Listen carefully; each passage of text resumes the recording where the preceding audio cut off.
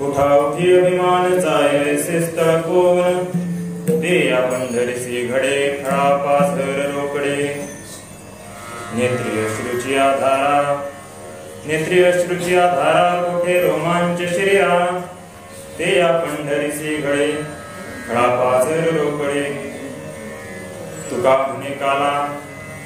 म्हणे काला कोठे अभेद देखिला ते या पंढरीसी गळे खळा पाझर रोकडे विठ्ठल विठ्ठल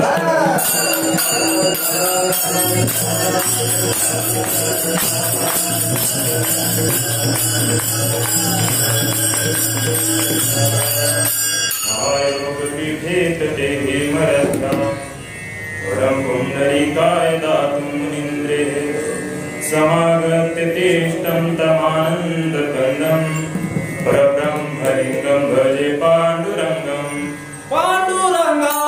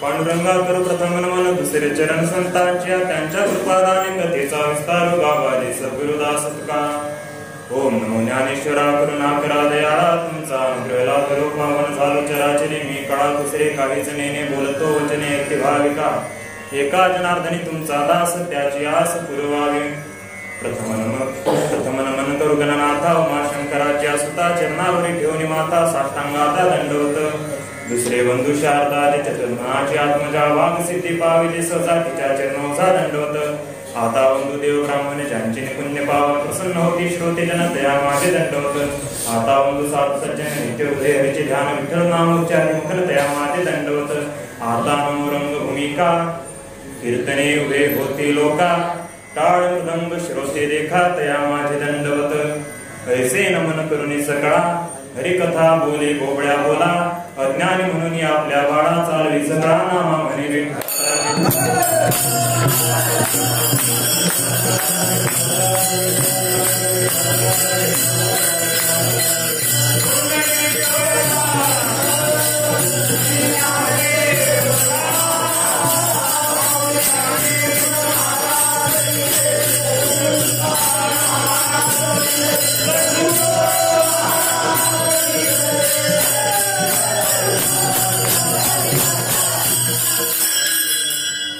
उठा उठी अभिमान, उठा उठी अभिमान जाय स्थळ कोण, ते या पंढरीसी गळे खळा पाझर रोकडे. प्रस्तुत प्राप्त प्रसंगी कीर्तनातोपी सेवा करताना बोललेला आपण जगद्गुरु जगदवंदनीय वैराग्याचे मूर्तिमंत देहू निवासी वारकरी संप्रदायाच्या कलशस्थानी शोभणारे श्रीमंत श्री तुकोबारायांचा आणि श्रीमंत श्री तुकोबाराय या अभंगातून पंढरीचा विशेष प्रतिपादन करतात.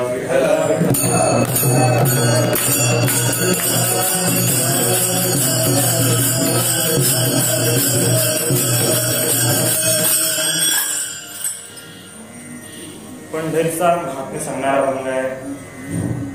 पंढरी प्रकरणातले सगळ्यांना बाबांचं कीर्तन झालेलं आहे, त्यामुळे मी काय विशेष सांगणार नाही, असे सांगता येत नाही. आणि बाबांचं कीर्तन झालं त्यामुळे काहीच नाही.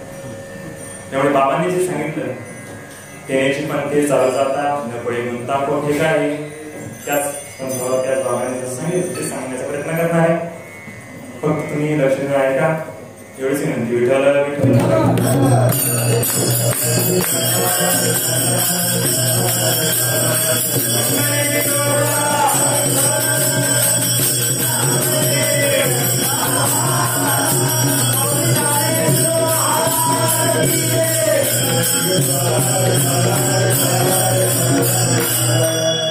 परमार्थ.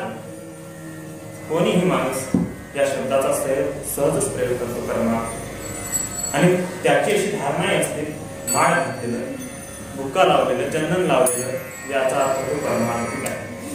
परंतु परमार्थ शब्दाचा एवढा साधा अर्थ नाही. परमार्थ या शब्दाचा यथार्थ अर्थ आहे श्रेष्ठ धन. परम म्हणजे श्रेष्ठ आणि अर्थ म्हणजे धन. श्रेष्ठ धनाची प्राप्ती करणे याचे नाव परमार्थ करणे. विठ्ठल विठ्ठल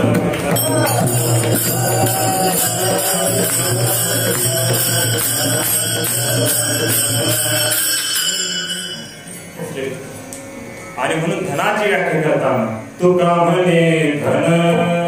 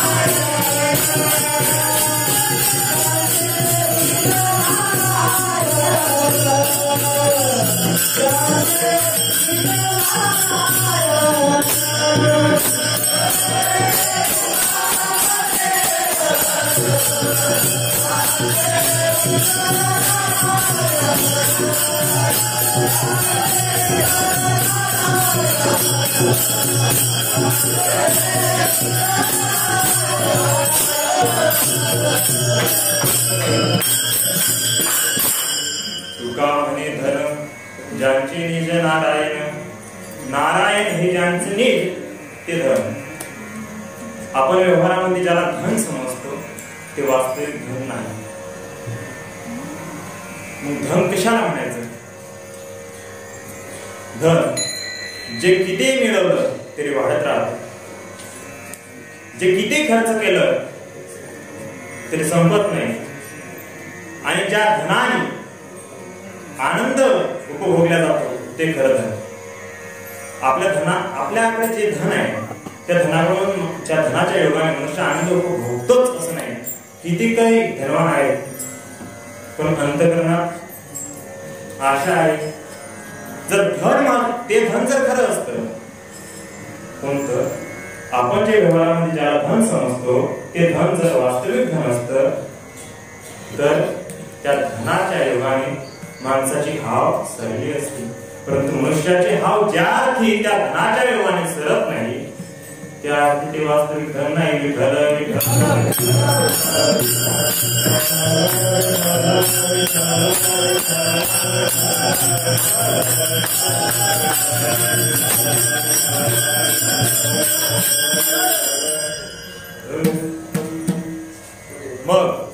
खरे धन कशाला? संपदा तयाची नसरे कल्पांती, संपदा तयाची नसरे कल्पांती ते खरं धन. जोडिले हे नसरे धन,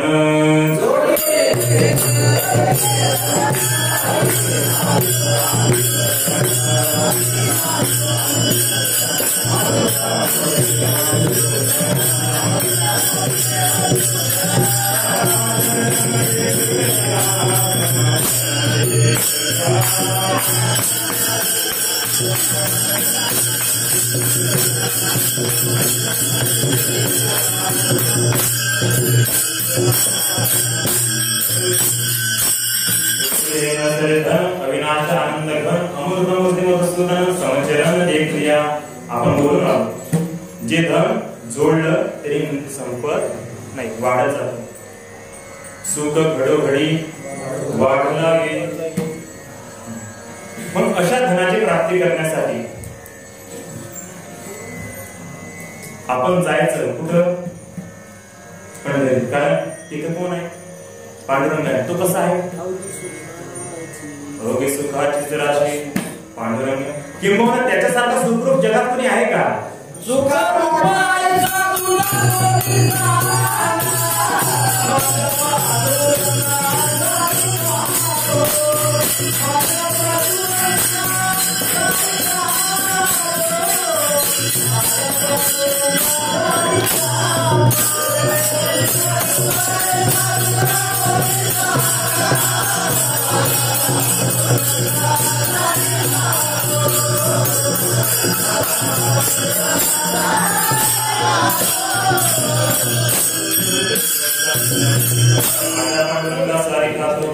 तो सुखरूप आहे आणि मनुष्याला जीवाला सुखाची आशा आहे.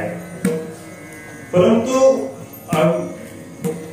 सुखाची आशा असूनही सुख मिळत नाहीये हा मनुष्याचा प्रश्न आहे. मग या प्रश्नाचं उत्तर तुकोबा नामदेव राय देतात. जर तू सुखाकरता तळमळ करत असशील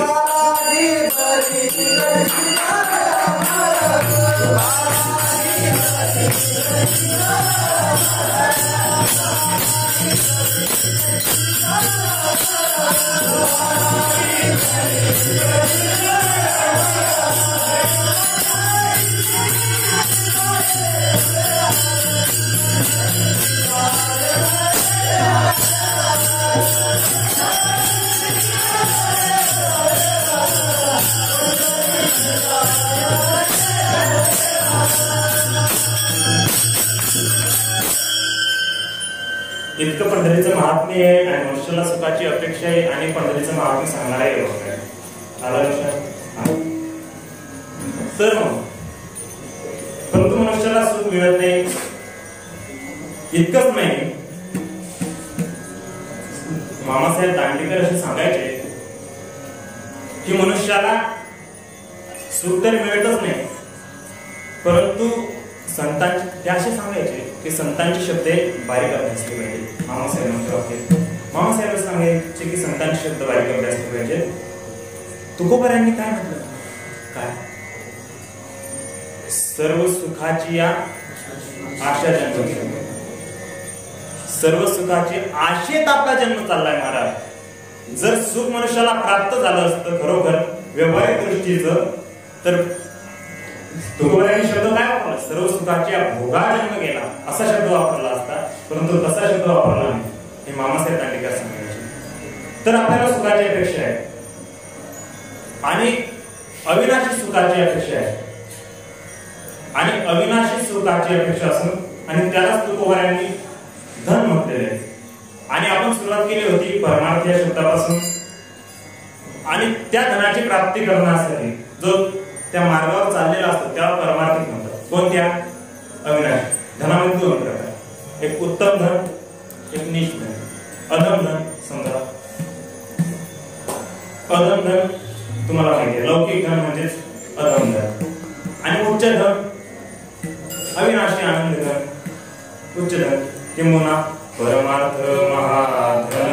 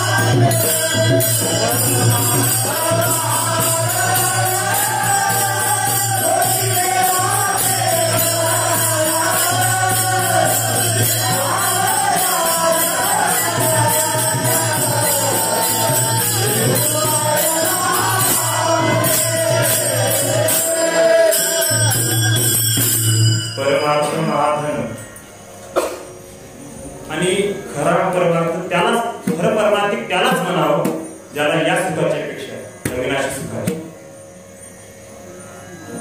बाबाचे शब्द जर आपली योग्यता आपण पाहतो, कारण आपले शत्रू आपणच असतो आणि आपले मित्रही आपण असतो. आत्मे आत्मनामधून आत्मेवर पुरात्मन मंदिरात्मनात्मनस्तस्य एवात्मेव म्हणायचे. सगळ्यांच्या पाठाचा श्लोक आहे. आप आपल्या घातक शत्रू सममी झालेला तू तो कृपेचा सागर आपले शत्रू आपणच आहोत आणि आपले मित्रही आपणच आहोत. तर आपलं कल्याण आपण साधायचे. परंतु हे कल्याण साधत असताना आता सगळ्यांना सुखाची अपेक्षा आहे. आता एक मिनिट, आता तुम्हाला सर्वांना सुखाची अपेक्षा आहे. हा मुद्दा, सर्वांना सुखाची अपेक्षा आहे. त्या सुखाच्या अपेक्षेने तो त्या मार्गावर चाललेला आहे. कोणत्या अविनाशी सुखाच्या, त्यालाच पारमार्थिक म्हणायचंय. मग तो पारमार्थिक आहे, त्याला अविनाशी सुखाची अपेक्षा. आता प्रश्न असा आहे, तुम्हाला सुख पाहिजे, बरोबर आहे. सर्वांना मज लागे दुःख व्हावे ऐसे कोणी भावे ना जीवे, कोणालाही असं वाटत नाही. बरं तुम्हाला सुख पाहिजे, बरं ते सुख पाहिजे तर मग दुःख जाऊन सुख पाहिजे का दुःख राहून सुख पाहिजे? दुःख जाऊन. बरं गेलेलं दुःख किती दिवसांना वापस यावं असं तुमची इच्छा आहे? येऊच नाही, म्हणजे आलेलं सुख कधी जाऊ नये आणि गेलेलं दुःख कधी वापस येऊ नये. याला तर मोक्ष म्हणतात.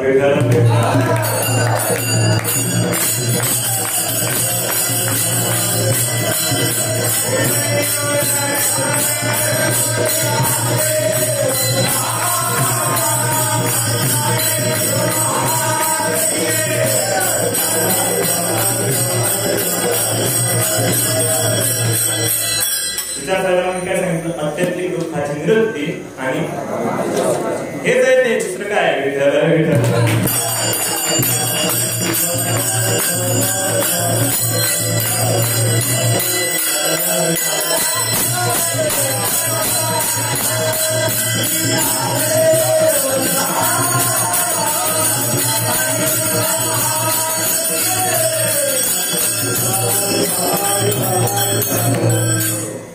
म्हणजे मनुष्याला सुखाची अपेक्षा आहे.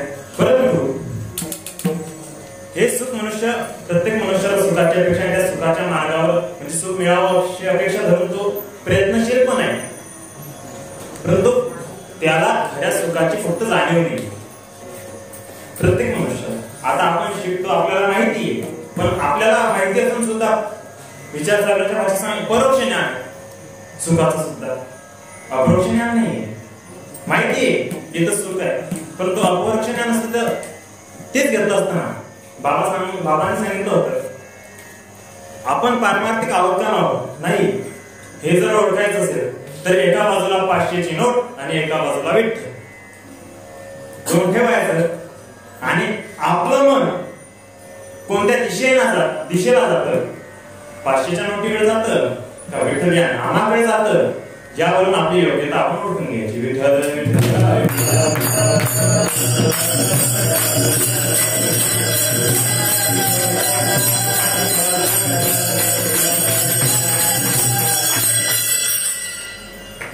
तर सुख हा आपला मुद्दा आहे. आणि या सुखाची प्राप्ती करण्यासाठी मनुष्य प्रयत्नशील पण आहे. सुख मिळत नाही कारण की सर्व सुखाच्या आशा जन्म गेला असं आपण बोललो. तर मग सुखाची अपेक्षा आहे पण सुख मिळत नाही. मग हे सुख लांब आहे का आमच्यापेक्षा?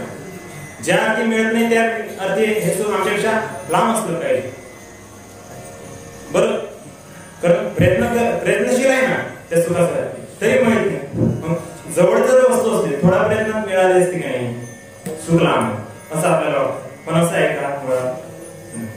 कारण की सुखरूप कोण आहे? आपणच आहोत ना. आपलं स्वरूप म्हणजे काय? आनंद, द्वय, नित्य, निरामय. ते कोण आहोत? आपणच आहोत. पण ते असो, पण सुखाची अपेक्षा आहे. मग सुख काय मिळत नाही? त्याचं कारण आहे. त्याचं कारण आहे आपण देहाला मी समजतो आणि म्हणून आपल्याला सुख मिळत नाही. विठ्ठल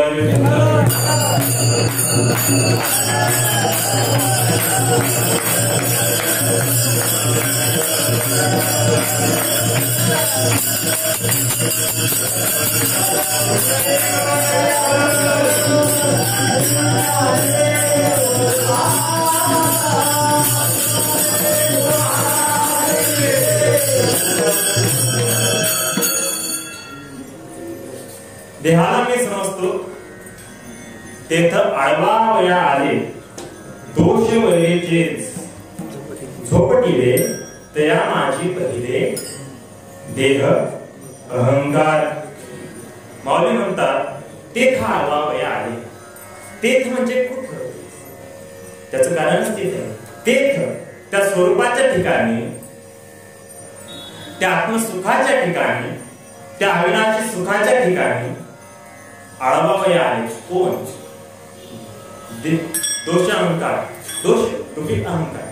अहंकार रूपी दोष तेथे आळवावया आले. त्यामध्ये कोण आहे पहिलं? त्या दोषामध्ये तो अहंकार आहे.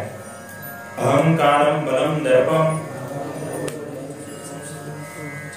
सर्वांना पाठ आहे. विद्यार्थी तयार आहे सगळं. काय ताण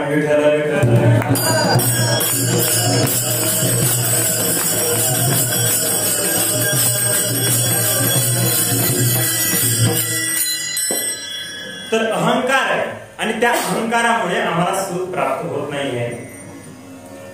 मग हा अहंकार जाईल कसा?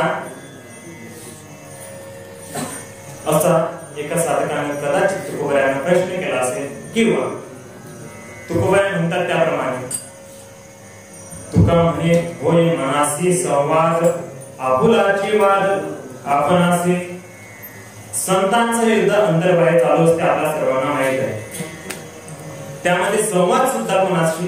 मनाशी. तुका म्हणे होय मनासी संवाद, आणि वाद कोणाशी? आपुलाची वाद आपणासी. त्यामुळे कदाचित तुकोबाराय पंढरपूरला गेले असतील, आणि पंढरपूरला गेल्यानंतर तिथं चंद्रभागा देखील असेल, पंढरपूरचा पांडुरंगाचा कळस पाहिला असेल, सकल संतांची मांदियाळी तुकोबारायांना दिसली असेल, आणि त्या ठिकाणी आणखी तुकोबाराय जो मी तुकोबाराय आहे असं म्हणून वारी करत करत गेले असतील. तिथं संतांची मांदियाळी पाहिली, तो आनंद पाहला, हा सुख सोहळा स्वर्गी नाही असं बघितलं, आणि कदाचित तुकोबारायांनी म्हटलं असेल की बाबा सुखाच्या आड येणारा अहंकार कुठे जातो? त्याचा अभंगाचं पहिलं चरण.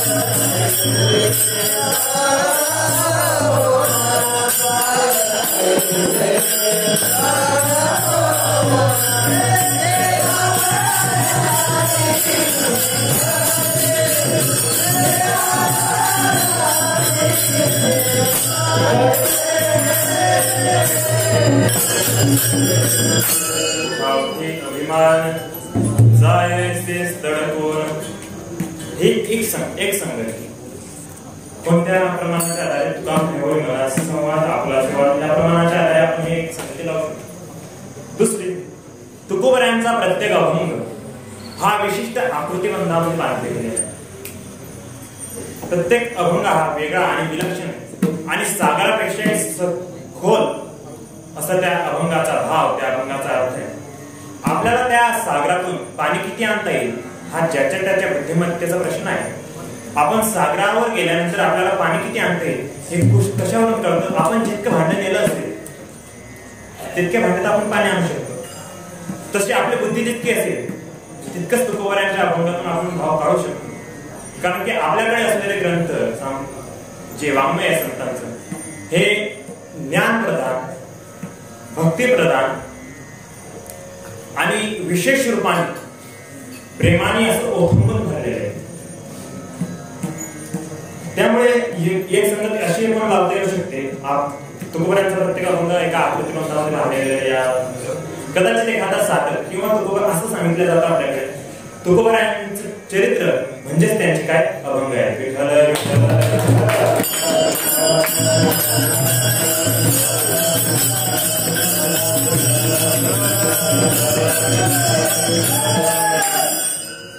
त्यांच्या जीवनामध्ये प्रत्येक जे एक एक घटना प्रगट झाली त्या घटनेनुसार ते अभंग प्रगट झाले.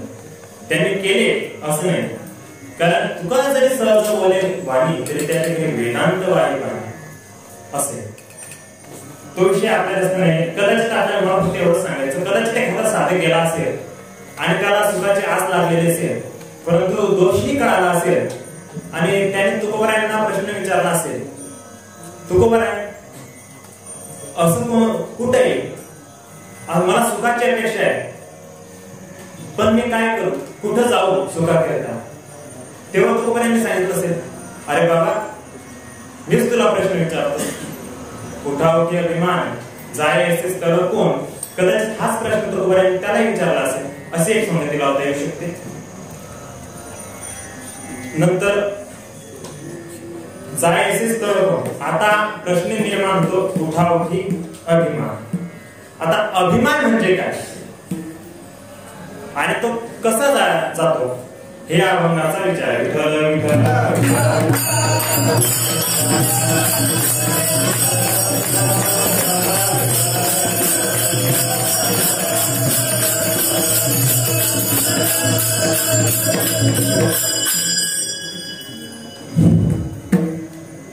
अभिमान अभिमान बाबांनी सांगितलं होतं हा अभिमान खूप व्यावहारिक दृष्टीने इतकासा नाही आहे पण तो व्यवहारापेक्षाही पारमार्थिक दृष्टीने खूपच घातक आहे माणसाला. जोपर्यंत अभिमान आहे तोपर्यंत सुख तर प्राप्त होत नाहीच. कारण की दुसऱ्या सुख आलं की आपण जळतो आणि ती परंपरा चालून जाते. क्रोधात भोवती समूह संवाद विभ्रम दुसऱ्याचं सुख आल्यानंतर जळतो आणि अशी विकारांची परंपरा चालू होते. आणि त्या विकारामध्ये पहिला विकार आहे तो म्हणजे काय अभिमान. आणि हा अभिमान जोपर्यंत जात नाही आतापर्यंत ह्या अभिमानाचं स्वरूप काय हे आपल्याला लक्षात घ्यावं लागेल. अभिमान म्हणजे काय मी केलं जोपर्यंत आपण मी करतो तोपर्यंत आपल्याला सुख प्राप्त होत नाही. आणि या मीला माया म्हणतात आणि माया अहंकारालाच माया म्हणतात आणि हे आपल्या परमार्थिक दृष्टीने घातक आहे. विठ्ठल विठ्ठल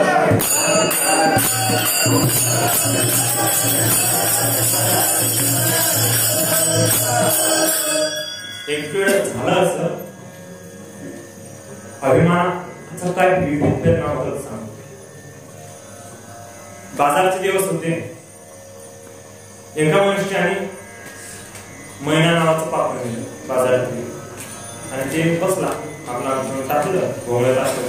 पुढे ते मैना नावाचं पापड पिंजऱ्यात ठेवलं आणि बसला तिथं. दिवसभर ते पक्षी एकच खेळतो, मैना मैना मैना मैना. आणि त्याच बाजारामध्ये एका मनुष्याने एक शेळी नेली होती, बघली. ती दिवसभर काय म्हणायची, काय म्हणायची, बघ मे मे. झालं असं, परिणाम असा झाला, ज्यानं मैना नावाचं पापड नेलं होतं त्याच्याकडे संध्याकाळपर्यंत 80-90 रुपयाची चिल्लर जमा झाली. आणि ज्यानं बकरी नेली होती त्या बकरीला एका कसायानं विकत घेतलं आणि दुसऱ्या दिवशी जाऊन कत्तल केली. मैना ने मैना कहा. कबीर महाराज सांगतात, मैना ने मैना कहा मोल भयो 10-20. अरे बकरी ने मैं कहा कबीर कटाए वो 30 विठ्ठल विठ्ठल.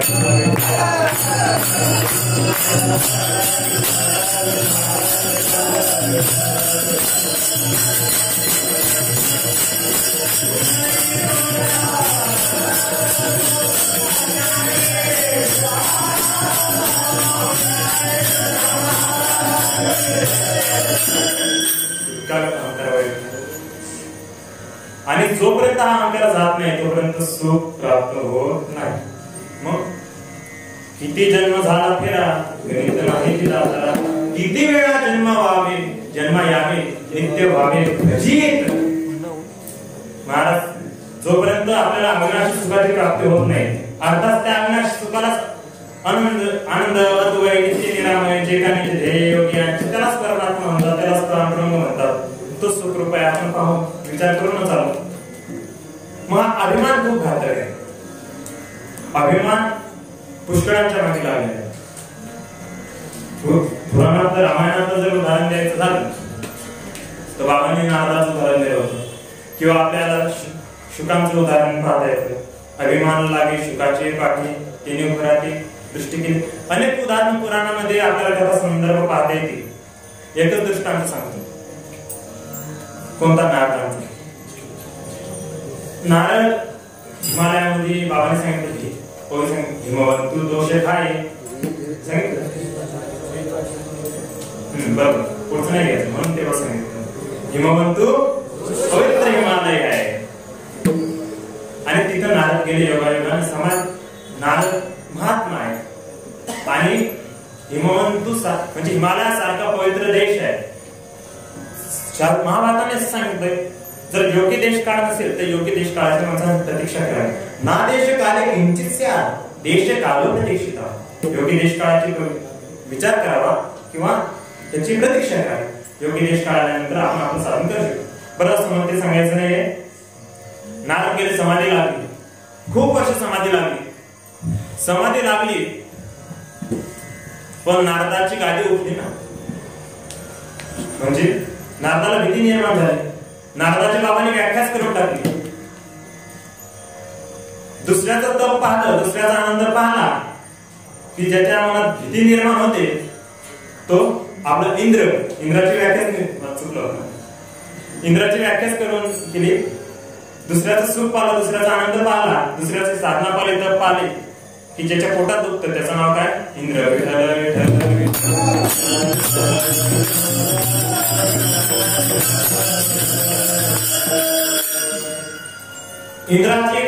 इंद्र घाबरला आणि इंद्रानं कमिटी पाठवली त्याची. कोण? पोलीस हवालदार असे. रंभादिक सुर नार नवीना सकले संसार कला प्रवेना कही कान बहुतान तरंगा बहुविध कीडे पाणी पतंगा. रंभा मेनका उर्वशी तिलोत्तमा तिथं गंधर्व गातात ती गाणी. त्या स्वर्गीच्या अप्सरा पाठवल्या, परंतु कशासाठी? नारदाची समाधी भंग करण्यासाठी. वेळ काय नारदाची समाधी भंग करण्यासाठी पाठवल्या, परंतु नारदाची समाधी भंगली. ज्याची समाधी भंगती तो साधू कसा महाराज. अरे ब्रह्मानंदे लागले टाळे कोण देखाते सांभाळी. अशी या स्थितीमध्ये नाराज गेलेले. तरी पण मग यांनी पुष्कळ प्रयत्न केला आणि पुष्कळ प्रयत्नानंतर यांच्या प्रयत्नाला यश प्राप्त झालं. कोणाच्या कमिटी इंद्राची यांची. आणि नारद उठले आणि यांना वाटलं आता नारदा उठले समाधी भंगली, पण हे आपल्याला शाप देतात की काय. बाबांनी योग्य म्हणजे अतिशय विस्ताराने ते कथा सांगितलेलं आहे. तुम्ही तेच चिंतन ऐकून घ्या व्यवस्थित. तुम्हाला ऐकायचं असेल पुन्हा ऐकलेलं पुन्हा ऐक. तर मग समाधी आणि त्यांना वाटलं हे आता समाधीतून उठले, आता यांना क्रोध जर आला, कारण की असं उदाहरण मागे झालं होतं. शंकरांची समाधी मोडली, शंकरांना क्रोध आला आणि काम करून टाकलं. तशी यांना भीती निर्माण झाली. पण रंभा ऋषी पण त्यांना काम निर्माण झाला नाही. मग ज्याला काम निर्माण होत नाही तिथं क्रोध, कारण की जिथं काम असतं तिथं क्रोध नसतं. कामाची नाही तिथे क्रोधाची काही. मग ज्या अभ्यासाप्रमाणे त्या अर्थी जिथं काम असतं तिथं काय क्रोध असतो. बरं की त्यांना पण क्रोधही निर्माण झाला नाही. मग त्यांनी फार शब्द सुमन वाहिली. नारदा धन्यवाद, तुमच्या आम्ही आभारी. तुम्हाला काम नाही पण क्रोधही निर्माण झाला नाही. शब्द सुमन वाहिले आणि स्तुती परावी मुखी रुचिकर. नारद फुगले आणि मग काय आपल्या प्रसिद्धीचा वाचेच्या सोबारा, आपल्या धर्माचा पसारा झाला सगळं. तो धर्मच्या धर्मवीरा होय तो दंबोजाने नारदचा लागले सगळे आपला प्रचार करायला. जिथे जिथे जायचे तिथं सन्मान घ्यायचे. स्तुती अशी आहे महाराज, स्तुतीला सज्जन आवडत नाही, सज्जनाला स्तुती आवडत नाही. म्हणून स्तुती अजून कुमारी काय दोघांचं लग्न जुळतच नाही. कारण की ज्याला हे पसंत आहे त्याला ते नाही, त्याला ते आहे त्याला हे नाही. जाऊ नारद तिथून कैलासामध्ये सगळी यांनी आपली पावती फाळली. कशाची? मोठेपणाची. पण मोठेपणाची पावती फाळल्यावर शंकरांनी यांना सांगितलं, भगवान शंकरांनी, आता भोले सगळं जाणतात. त्यांनी भोळे असल्यामुळे भोळ्या भाषेत सांगितलं, नारदा तुम्ही इथं आले पण तिकडे जाऊ नका भगवान शंकराकडे, आपल्या विष्णूकडे. यांना वाटलं यांना हरवलं आणि मी जिंकलं म्हणून माझं वर्चस्व पाहावं नाही. ते गेले वैकुंठात गेले. वैकुंठात भगवंताने केलं निर्माण ते नारद ओळखलं दुरूनच, स्तुती केली, ते सगळं केलं. मग नारदाने सगळा घडलेला काम आला, त्याला हरवलं, क्रोधय कामही झाला नाही, ते क्रोधही निर्माण झाला नाही, असं सगळं सांगितलं. आणि मग नारदांना झाला अभिमान. देवाला कळलं, देवाने ऑपरेशन करायला सुरुवात केली. लगेच ऑपरेशन रूम मध्ये काय ऑपरेशन रूम सुंदर असणं वगैरे निर्माण केलं. आणि त्या नगराचा राजा होता शिलानिधी, विश्वमोहिनी त्याची कन्या आणि त्या कन्याचं स्वयंवर. आणि नारद तिथे गेले. आणि नारदांनी विचार केला, नेहमी तो नगर नाही काय नाही, आज आलं. कन्या बघितली. कन्या बघितल्यानंतर नारद इतकी कन्या विश्वमोहिनी होती ना, बघितल्यानंतर इतकं सौंदर्य कळालं, अपेक्षा निर्माण झाली पुन्हा देवाकडे. देवाला नारद क्यों है, क्या चाहिए? भक्ति ज्ञान वैराग्य के बारे में क्या चाहिए? भगवान भक्ति है, ज्ञान है, वैराग्य है, सब कुछ है, लेकिन मुझे सुंदर बना दो, बस एवढंच, सुंदर बना दो. देवाला वेळ लागत काय नारदाला. बरं ठीक आहे, देवाने दिलं पण सुंदराच्या ऐवजी सुंदर दिलं. कळालं तुम्हाला? सुंदर म्हणजे माकडाचं. आणि शिवगण मागे होते, तिथे गेले. स्वयंवर झालं. सगळ्या पहिले असणार नारद, जो तो नारदाकडे पाहायचा. हळदीच्या गाठ्यासारखा अंग, कांती सोन्याची, काय कुरडे केस, काय नारदाचं वर्णन करायला ते इतका वेळ नाही. सगळे सुंदर दिसायचे, फक्त तोंडात बंदर दिसायचे, बाकी सगळे सुंदर. आणि गेले. आणि ज्यावेळेस विश्वमोहिनी आली त्यावेळेस नारदाच्या किनारी सोडून दिली. त्याचं दुसरं कारण सांगतो, भाव सांगतो, ऐका. नारद संत आहे आणि विश्वमोहिनी भगवंताची माया आहे. आणि मायेचं सर्वांपुढे चालत, फक्त संतांपुढे चालत नाही. विठ्ठल विठ्ठल विठ्ठल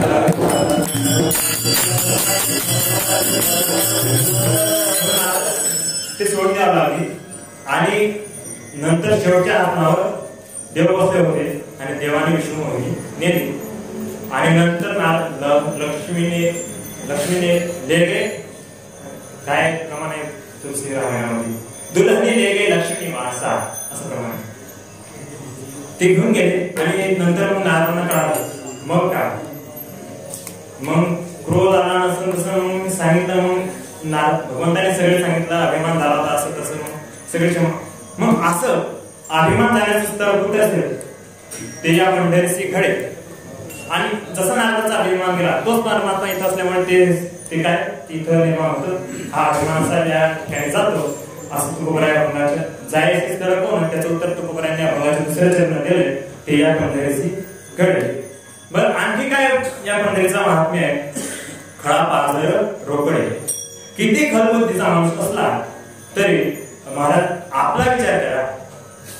एकदा का माऊलीच्या सोहळ्यात जा आणि माऊलीच्या सोहळ्यामध्ये फक्त ज्ञानोबा माऊली तुकाराम एवढा गजर ऐकला किंवा माऊली माऊली माऊली माऊली म्हटलं की माणसाचं देहभान कुठं जातं माणसाला महाराज नाही. माणसा किती खळा असला तरी तो संतांचा आनंद पाहण्यानंतर देहभानच राहते. खळा आणि नेत्रातून असे खळा पाजर रोकडे असं अवस्था प्राप्त होते. खळा पाजर आणखी काय अवस्था प्राप्त होते. तिसऱ्या चरणात सांगतात नेत्री अश्रूच्या धारा कोठे रोमांचे शरीरा. नेत्री अश्रूच्या धारा एक उदाहरण देतो फक्त, जास्त लांबवणार नाही. एक राजा होता, राजा सोहळ्यामध्ये पूजा करत होता आणि एक वारकरी तिथून चालला, पंढरीचा वारकरी बिचारा तिथून चालला आणि राजाला आपला नेहमीचा हे म्हणजे सवय म्हणून राजा दंडवत, राजासाहेब ठीक आहे दंडवत, देवीची पूजा करत होता राजा. विचारलं कोण तुम्ही. हा पंढरीचे, हा तेच का पंढरीचे वारकरी. पंढरीचे वारकरी शिळे तुकडे पाय तरी काय म्हणता देवाकडे. 11 रुपयाचं पिवळं फडकन 20 रुपयाची तुळशीची माळ बसले जन्म म्हणून तुळशी 8 वेळा वाचली. अभिमान 2 प्रकारचा असतो बरं का. हा वाईट अभिमान केला पाहिजे, एक चांगला पण अभिमान असते. त्याच अभिमानाला स्वाभिमान असतो, तो असलाच पाहिजे. ज्यांचा स्वाभिमान दुखवला मला असं म्हणतात मग खवळले काय तुमच्या देवीकडे तरी. अरे आमची देवी बाग पायाच्या केसापासून आपल्या पायाच्या नखापासून तर डोक्याच्या केसापर्यंत सोन्यामध्ये गळवली.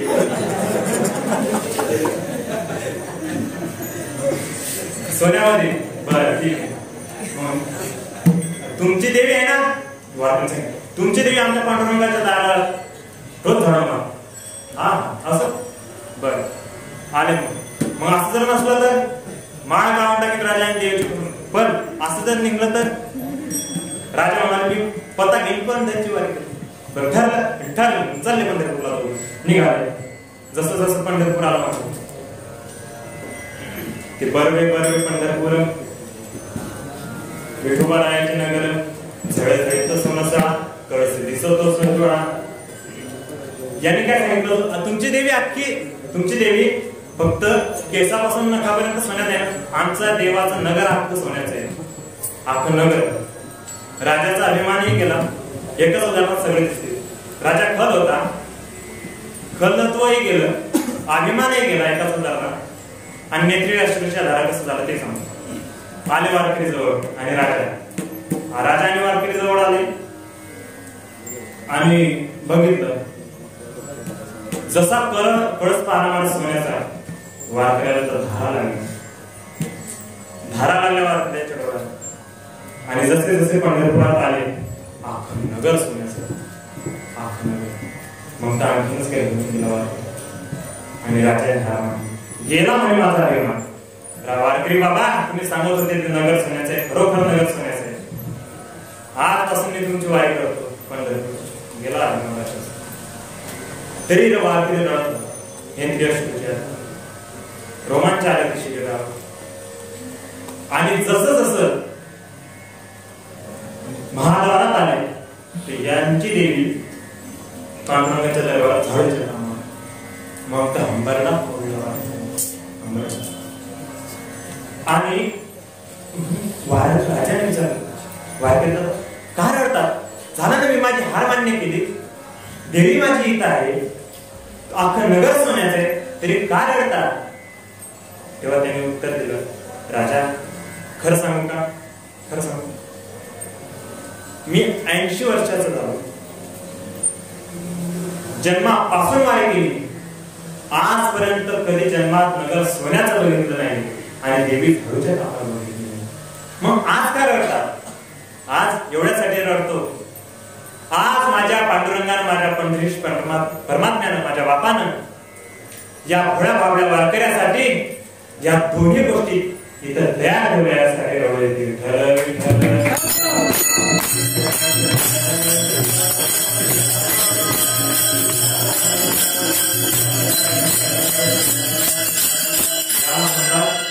नेत्रिक अश्रूच्या धारा कोठे रोमांचे शरीरा ते या पंढरीसी घडे खळापाझर मोकळे.